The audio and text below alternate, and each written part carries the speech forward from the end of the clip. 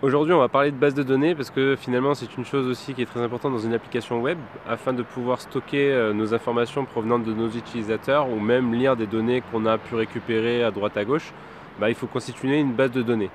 En fait, il y a deux solutions principales qui s'offrent à vous en termes de base de données actuellement.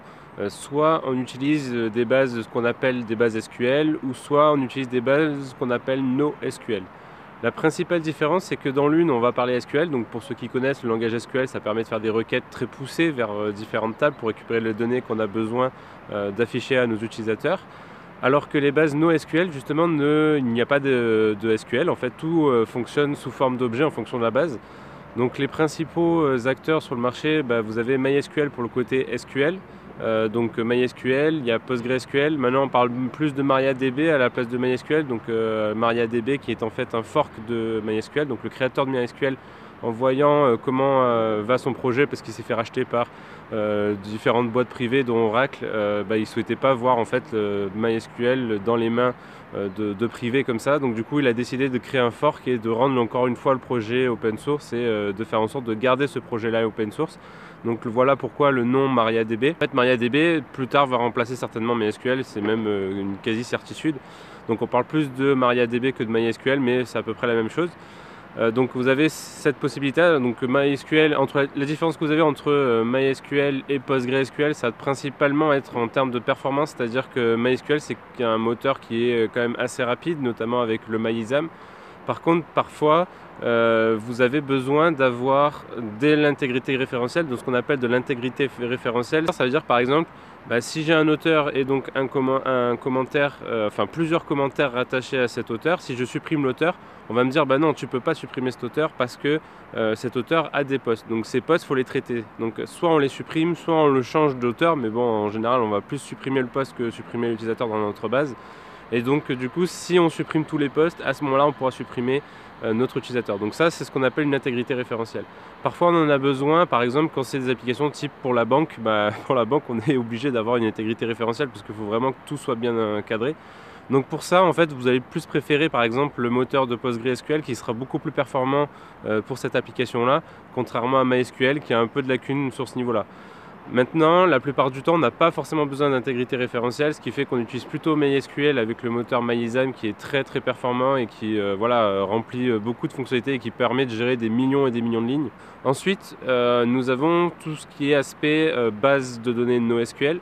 Donc en théorie, la base NoSQL est plus rapide dans un sens, c'est-à-dire que c'est plus rapide, mais en contrepartie, vous ne pouvez pas faire en sorte de regrouper des données dans un même endroit. Par exemple, si vous avez plusieurs commentaires rattachés à un auteur, en fait l'auteur va être recopié plusieurs fois dans la base de commentaires. Vous voyez tout de suite la limite du système, c'est que si jamais l'auteur modifie ses informations, va falloir parcourir tous les posts et tout modifier à chaque fois, chacune des occurrences où il y a l'auteur qui est dedans. Donc vous voyez, il y a un peu une limite de ça. Alors on peut faire comme du SQL, c'est-à-dire qu'on peut avoir une base utilisateur et une base commentaire et les relier à un moment donné, mais c'est pas prévu pour ça. Donc c'est pour ça qu'on recopie les données dedans, parce que toutes les bases NoSQL, donc comme je citais MongoDB, donc MongoDB c'est une base de données qui est très connue actuellement sur le domaine des bases NoSQL. MongoDB typiquement, si vous faites ça, vous allez vite vous retrouver avec des problèmes de performance parce que c'est pas du tout prévu pour ça.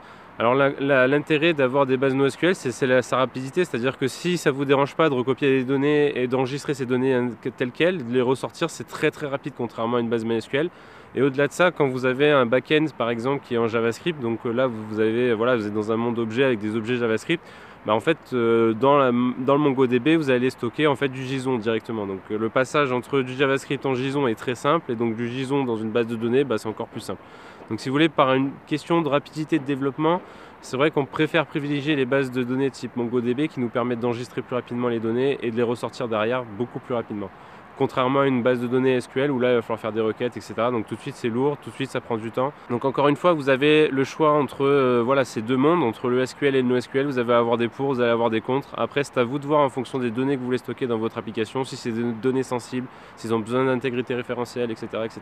Donc tout ça c'est des paramètres à prendre en compte et il n'y a pas vraiment de solution qui va plus convenir qu'une autre. En fait ça dépend du projet.